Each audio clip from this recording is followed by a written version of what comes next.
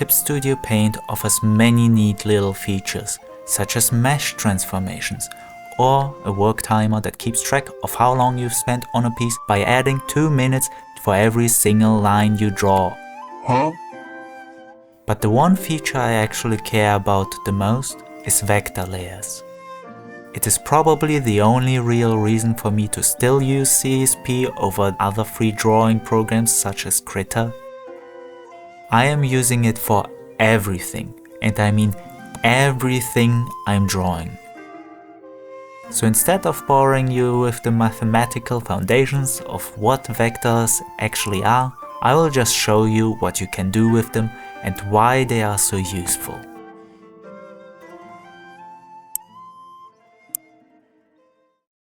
Let's paint the scene. You're drawing your favorite character, you're close to finishing your line art, you zoom out to bask in the glory of your beautiful drawing and… Wait, what's that? Hello. A pesky little line has sneaked its way onto your finished line art. But what can you do now? You did all your line art on one layer, so you have to go in and manually fix all the lines. Now let me show you how you handle the same situation when using vector layers. That, for me, is the most powerful aspect of using vectors over regular layers, as it's easier and quicker to remove unwanted lines, like this. Now what if you don't want to erase the entire line and just want to use it like a regular eraser? Simple, just turn on the setting and you can use it as a regular eraser. My PC is over 10 years old, and as such, it's struggling with even the most basic operations, such as opening the transform tool to scale up or down a sketch.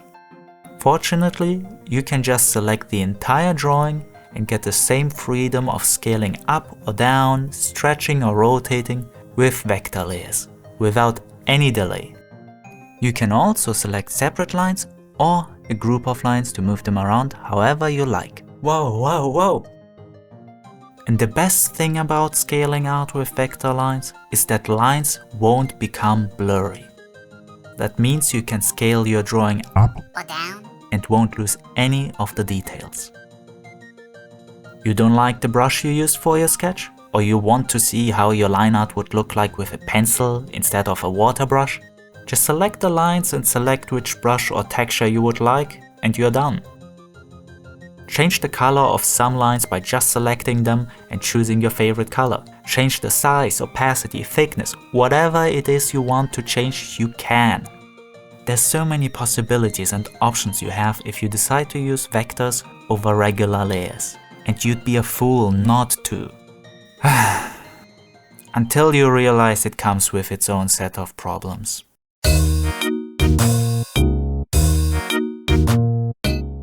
While it is a great tool, you can only really use it for sketching and line art, since unlike programs such as Illustrator, you cannot fill colors in on vector layers. Don't get me wrong, you can still draw colored brush strokes and manually fill in color on the vector layers itself, but you'll quickly notice its limitations. Also, I talked about how you can scale your sketches up and down without any quality loss. While that is true for the most part, I have noticed that resizing the sketches always results in the lines to be thicker or thinner than what you'd expect. And that is true regardless of if you enable the option to adjust the line thickness in the settings. I tried. Making selections of lines can be a bit finicky at times as well. And another problem you get while working with vector lines is that it can actually be more difficult to draw the lines you actually want. For example, let's say you want to make this a round corner. Easy, just draw over it and erase the lines that you don't want, and you'll get these weird inconsistencies in the lines. You give up a level of control that you only have with regular layers. Erasing, the thing that I love the most about vectors, can sometimes become more difficult than just using regular layers. In order to switch on and off the vector eraser with my stylus, I had to first bind the stylus button to a shortcut within CSP whenever the option and the selected transparent color are out of sync. In order to switch whenever the option and the selected transparent color are out of sync.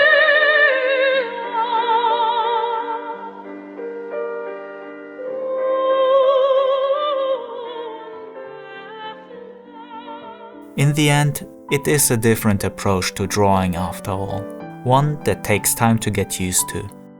And despite those drawbacks, I still prefer to draw my sketches using vector lines for several years now. Once I got used to its quirks, it's a quicker and smoother process for me than using regular layers. So I hope with this you are aware of the advantages and disadvantages that come from utilizing vectors for your own art. And hopefully in the future, other programs such as Krita follow suit, implementing such usability of vectors.